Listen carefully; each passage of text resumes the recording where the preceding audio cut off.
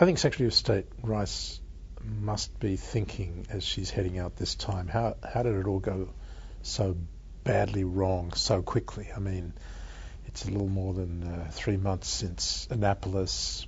All the parties to the Arab-Israeli conflict were there assembled, talking about making peace.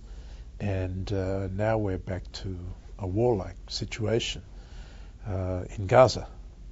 And she's obviously got to get that situation under control. The negotiations have now been suspended, and so before anything can go forward, there's got to be some way of dealing with the challenge of Gaza.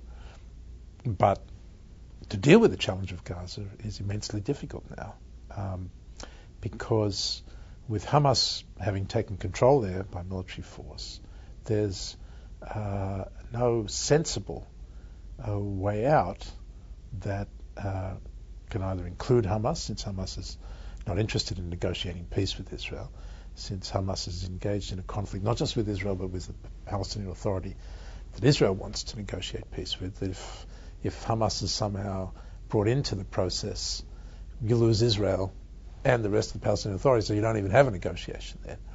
But if Hamas is excluded, it obviously has shown that it has the ability to blow up the process.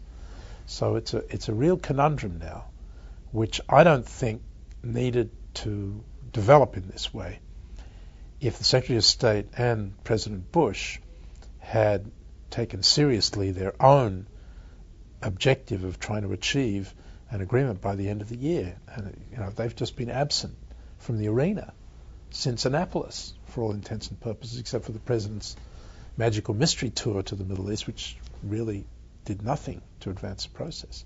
And so now, as a result of this American lack of engagement over the last 3 months, we've got a far more difficult situation that she's going to have to deal with. The Iranians are engaged in a bid for dominance in the region. They see the United States stumbling.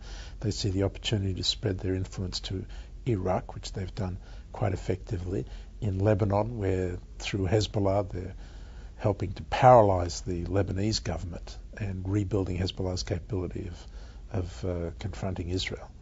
And in Gaza, where they are the primary supporters of Hamas.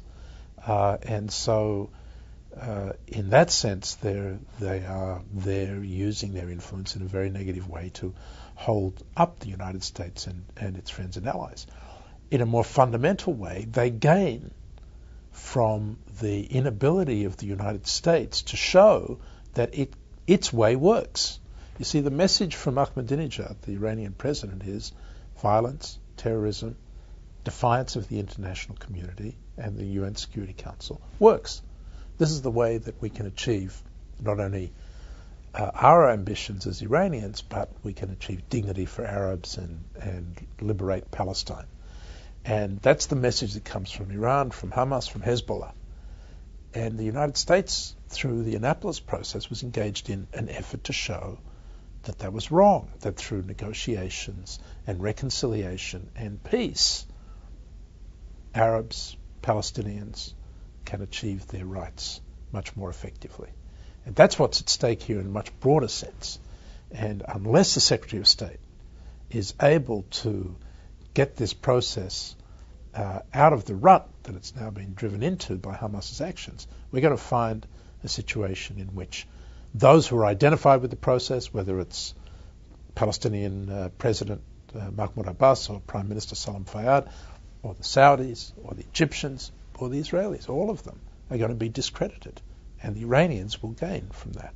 I think that if people were rational when George Bush turns up for Israel's 60th anniversary celebrations, that people in the Arab world will look at Israel and look at the Palestinians and say, it hasn't worked out so well, and maybe there's something we need to do better, because the Israelis, they've got a problem, but it's not holding them back, and it is destroying Palestinian society and creating more and more misery for the Palestinians. So there tends to be a view on the Palestinian side and the Arab world more generally, that time is on our side.